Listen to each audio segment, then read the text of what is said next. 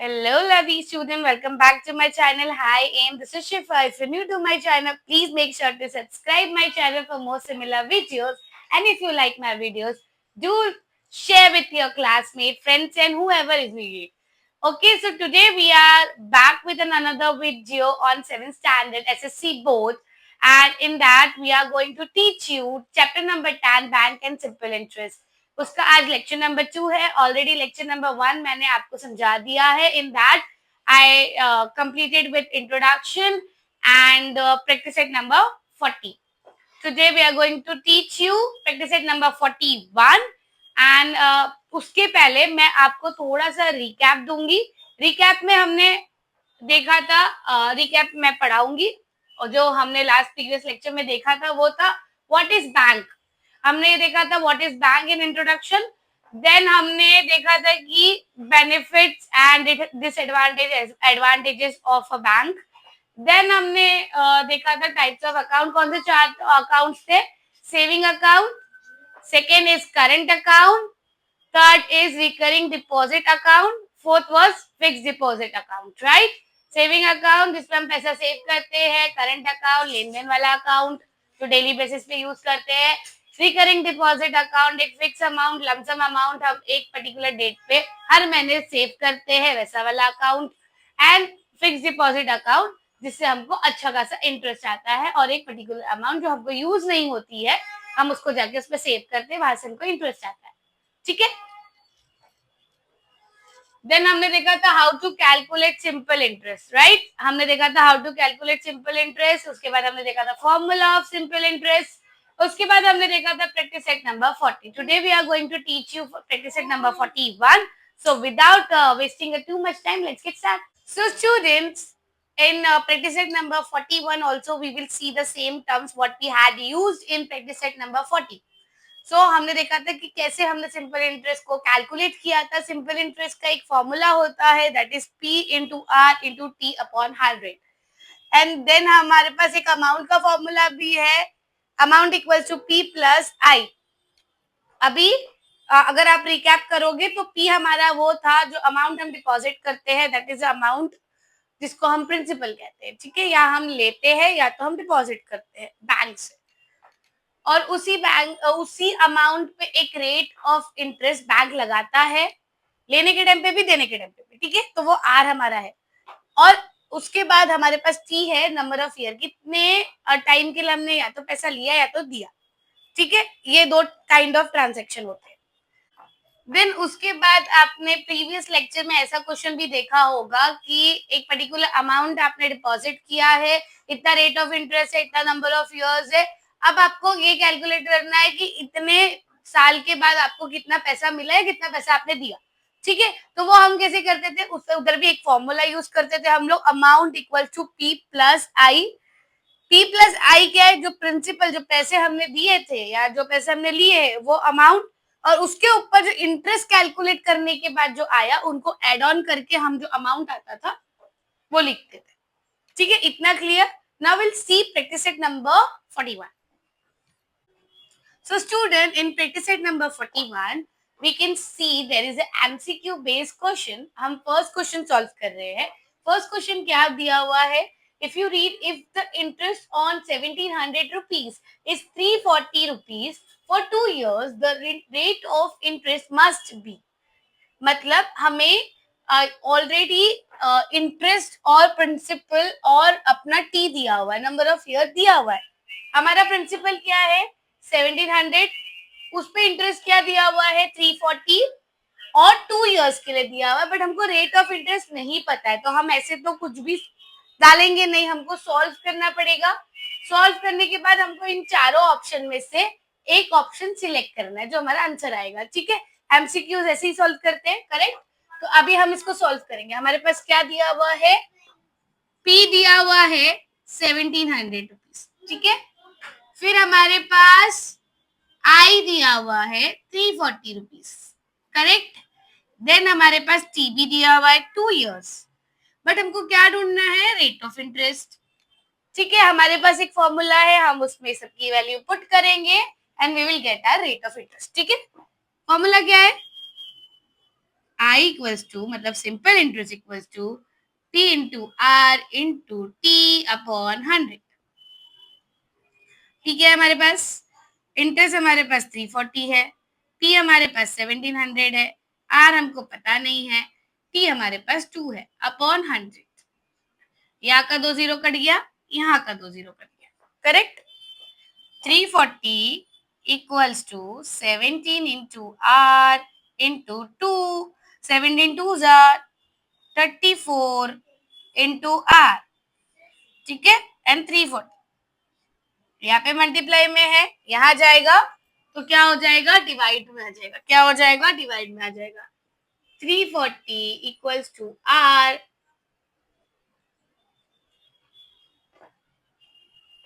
बराबर है। यहाँ पे मल्टीप्लाई में था, उसका जगह चेंज किया तो वो क्या आ गया, डिवाइड में आ गया। 340 अपॉन 34, 1 जा 10 जा, तो आपका आर क्या आ गया, 10%। Correct, correct. अब बताओ कौन सा ऑप्शन है, first, second, third, fourth.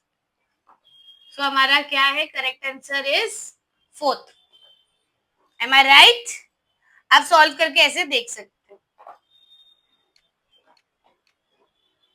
And it's very important कि जब मैं आपको सॉल्व करा रही हूँ तो आपके पास आपकी टेक्स्ट बुक और नोटबुक जिसमें आप सॉल्व कर रहे हो मेरे साथ, बिकॉज आप जब मेरे साथ सॉल्व करोगे आपको ज्यादा अच्छे से समझ में आएगा। तो इट्स मस्ट कि आप अपनी बुक्स आपके साथ लेके बैठो, आपके पास आपकी सारी जरूरत की चीजें होनी चाहिए, सारी स्टेशनरी होनी चाहिए, and books and text book होना चाहिए। तब जाके आपको ये इजीली समझ में आएगा। आप जब मेरे साथ सॉल्व करोगे आपको बाद में बैठ के उसको घड़ी घड़ी रिवाइज नहीं करना पड़ेगा, ठीक है। Now we'll see question number second. So now we have a question number second and before that मैं आपको explain कर दूं, जो MCQ based questions होते हैं उसमें आपको सिर्फ आपका आंसर सिलेक्ट करके टिक करना होता है। आपको या तो ऑप्शन दिया रहता है, यू हैव टू रीराइट, ठीक है। ऐसे दो ऑप्शंस दिए रहते हैं, you don't need to solve. मैंने सॉल्व आपको इसलिए करके बताया है ताकि आपको समझ में आए। आप ऐसे रफ वर्क आप उसको सॉल्व कर सकते हो, पेपर में आपको पूरा सॉल्व करने की जरूरत नहीं है, ठीक है। फॉर योर अंडरस्टैंडिंग आपको वो सॉल्व करना है कि आपका आंसर सही है कि नहीं, ठीक है। क्योंकि बिना सॉल्व करे तो आपको ऐसे समझ में नहीं आने वाला ना, क्वेश्चन पढ़ के आपको सॉल्व करना पड़ेगा, तो वो आप रफ वर्क में सॉल्व कर सकते हैं।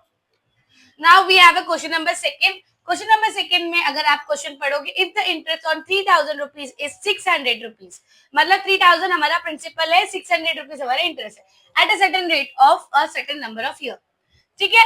हमको नहीं पता सर्टेन रेट फॉर इंटरेस्ट क्या है, सर्टेन रेट मतलब लाइक हमको नहीं पता, कोई भी रेट हो सकता है, सर्टेन रेट मतलब कुछ भी रेट हो सकता है, नहीं पता है हमको। नंबर ऑफ इयर्स भी कितने हो सकते हैं वो हमको नहीं पता है। What would the interest be on 1500 rupees under the same condition, मतलब यहाँ पे सेकेंड क्वेश्चन भी दिया हुआ है। एक क्वेश्चन में दो क्वेश्चन है। पहला क्वेश्चन वो है जहाँ पे आपको 3000 रुपीज प्रिंसिपल है और 600 रुपीज इंटरेस्ट है, जहाँ पे आपको रेट और नंबर ऑफ इयर्स नहीं पता है। सेकेंड क्वेश्चन में आपको सेम कंडीशन बोला है, मतलब आपको यहाँ पे प्रिंसिपल दिया हुआ है, यहाँ पे इंटरेस्ट नहीं दिया हुआ है, और यहाँ पे रेट ऑफ इंटरेस्ट और नंबर ऑफ इयर्स दोनों भी नहीं दिया हुआ है, ठीक है। तो आप कैसे सॉल्व करोगे, ये एज अ रफ वर्क आपको सॉल्व करना है। तो आप क्या करोगे, यहाँ पे पहले तो आपको प्रिंसिपल 3000 रुपीज दिया हुआ है, ठीक है। पहले क्वेश्चन का इंटरेस्ट आपको 600 रुपीज दिया हुआ है, टी आपको पता नहीं, आर आपको पता नहीं, ठीक है। सेकेंड में आपको आई भी नहीं पता है, बट आपको प्रिंसिपल पता है 1500 रुपीज, बाकी सब सेम कंडीशन है, मतलब टी भी नहीं पता है, आर भी नहीं पता। Now what we will do, make one ratio, हम एक रेशियो निकाल सकते हैं।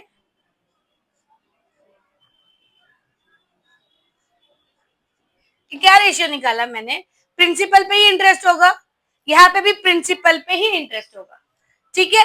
अब अमाउंट उसका पुट करो, यहाँ का इंटरेस्ट का अमाउंट 600 रुपीज है, 3000 रुपीज प्रिंसिपल का अमाउंट है, इक्वल्स टू यहाँ पे हमको आई नहीं पता है, यहाँ पे हमको 1500 पता है। अब ये आपस में आप क्रॉस मल्टीप्लीकेशन करोगे तो ये क्या हो जाएगा,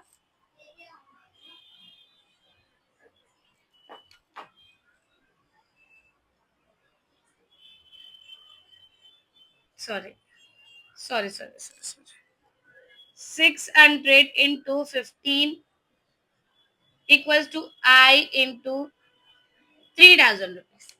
ठीक है, अब हमको आई नहीं पता है, ये तो एज इट इज आई। अब इसको हम सॉल्व करेंगे, इधर आई लिख देंगे, ये एज इट इज मल्टीप्लीकेशन में ही रहेगा बिकॉज हमने आई को यहाँ लिया है। और जब मल्टीप्लीकेशन वाला चेंज करता है अपनी पोजीशन तो वो डिवीजन में जाता है। ठीक है, ठीक है, अभी आप इसको सॉल्व करो। Cut this this and this, then this and this. ठीक है, अब अपने पास क्या बचा? 3, 15, 60। इधर इसको लिख दो, 60 इंटू 15, 3, 1 जा 5 जा, 65 जा 300 रुपीज। अब देख लो आपके क्वेश्चन में, आपको एमसीक्यूज में चारों ऑप्शन में 300 का दिख रहा है। तो हमारे पास ऑप्शन अवेलेबल है उसमें से फर्स्ट ऑप्शन जो है वो 300 रुपीज का है। ऐसे आपको सॉल्व करना है। तो दोनों सम आपको समझे, आपको रफ वर्क बेस पे सॉल्व करना है and then select your answer and you will get the marks. ठीक है, now we will see question number 3। So question number 3, in question number 3 आप रीड करोगे तो Javed deposited 12,000 rupees at 9 PCPA in a bank for a sum years and withdraws interest every year. At the end of the period, he had received altogether 17,400 rupees. For how many years he deposited his money? Now एक जावेद नाम का बंदा है, उसने क्या किया, 12,000 रुपए bank में डिपॉजिट किया 9% रेट पे। ठीक है, फॉर सम ईयर्स, मतलब हमको ईयर्स नहीं पता, टी हमको नहीं पता है। वो हर साल अपना इंटरेस्ट निकाल रहा था बैंक से, वो हर साल अपना इंटरेस्ट निकाल रहा था। At the end of the period he had receive all together, मतलब total amount after a year, मतलब ईयर्स हमको नहीं पता, हमको पहले फाइंड आउट करना पड़ेगा आफ्टर ईयर, मतलब ऑल उसको सारा जितना मिला के अमाउंट आया वो कितना आया, 17,400। हमको पता है अमाउंट मतलब प्रिंसिपल प्लस इंटरेस्ट, राइट। तो हमको पहले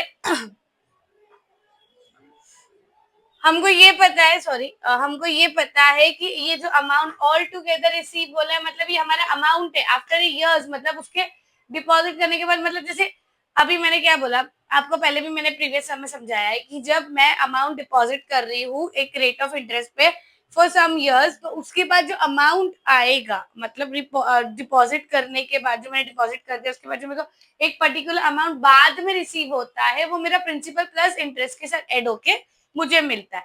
तो यहाँ पे भी ऐसा ही कुछ हुआ है। ठीक है, यहाँ पे क्या हुआ है, 12,000 रुपए और 9% पे पहले डिपॉजिट किए गए, उसके कुछ साल बाद जब उसको अमाउंट रिसीव हुआ वो पूरा अमाउंट कितना था, 17,400 रुपए।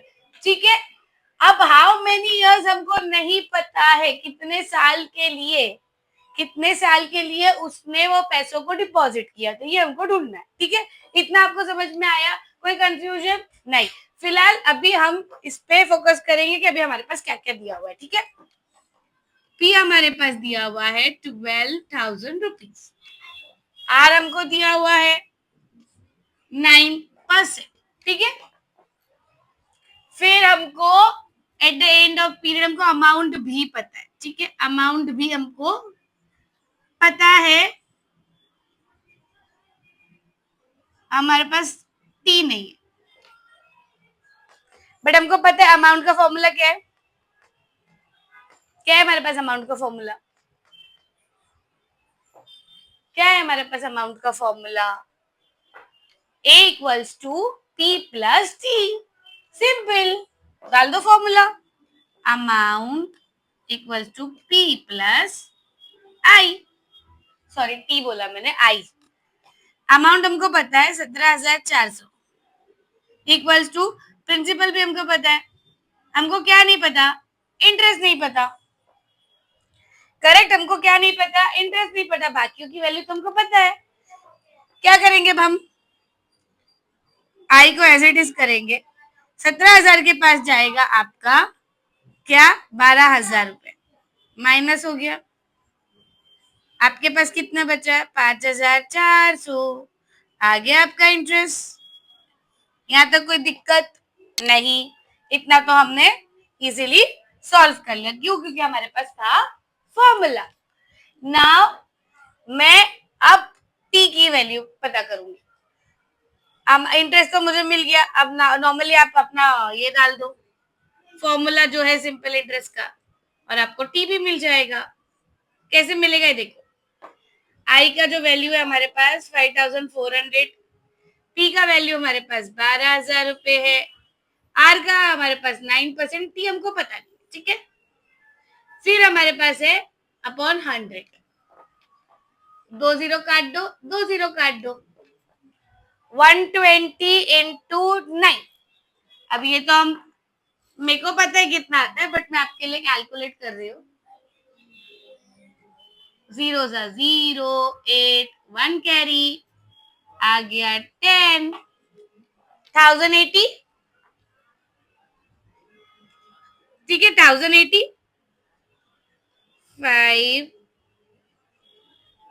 5,080 इंटू टी, ठीक है, 1,080, ठीक है। इधर 5,400। अब यहाँ पे मल्टीप्लीकेशन में है, जब यहाँ जाएगा तो डिवीजन में हो जाएगा।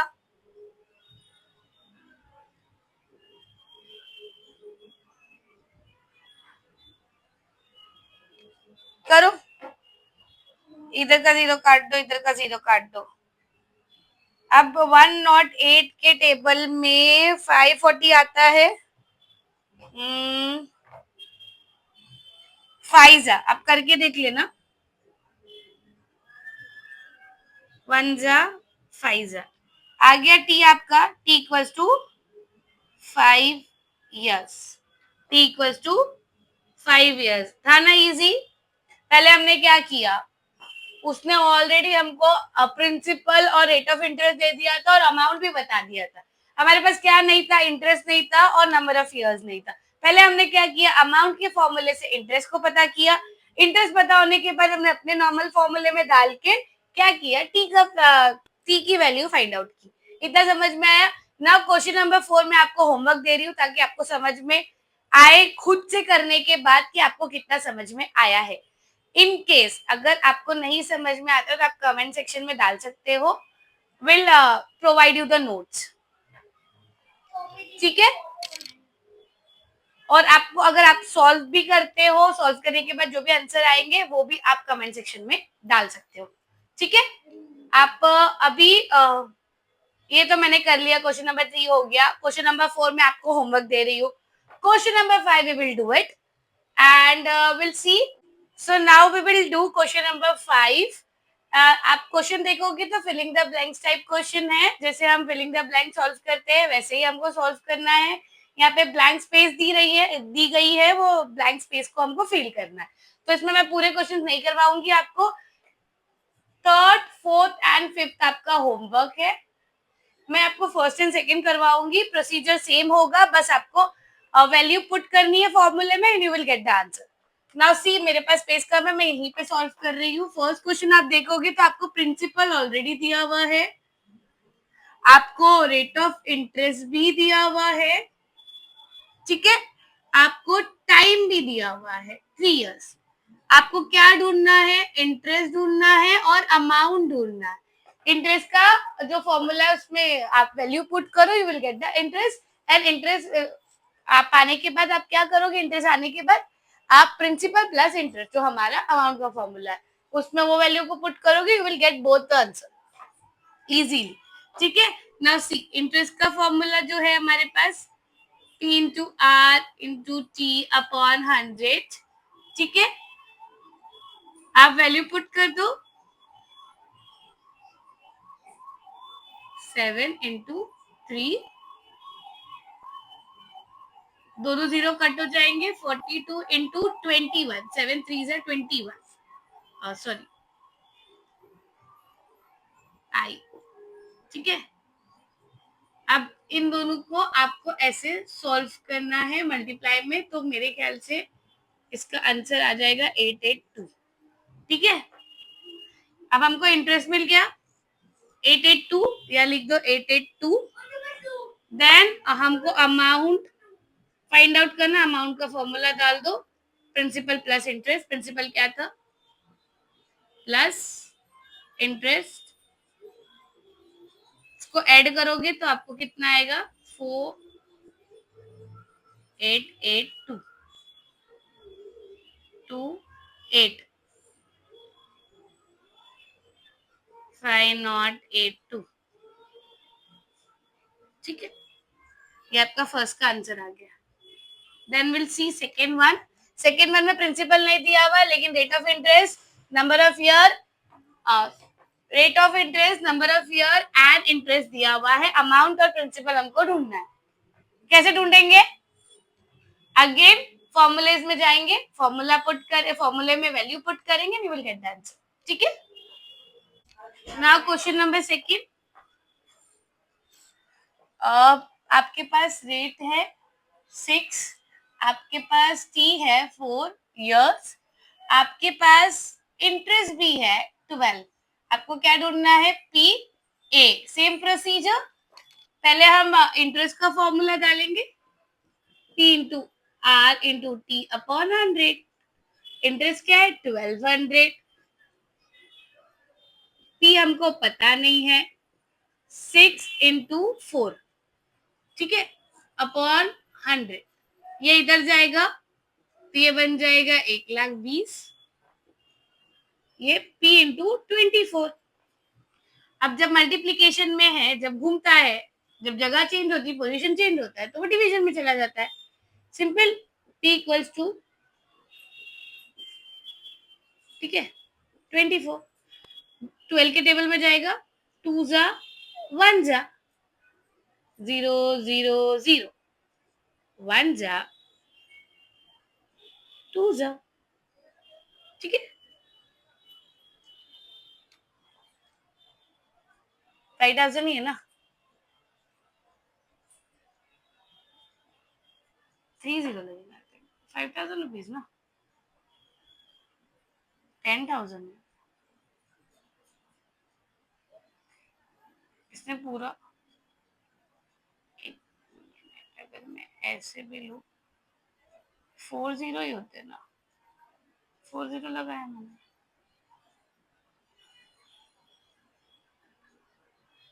अच्छा, बराबर, बराबर बराबर, आई गॉट कंफ्यूज, बराबर है, ठीक है। P इक्वल्स टू 5,000 रुपीज, ठीक है, हमारा P आ गया। अब हमको अमाउंट ढूंढना है, सिंपल P ने लिख दो वैल्यू,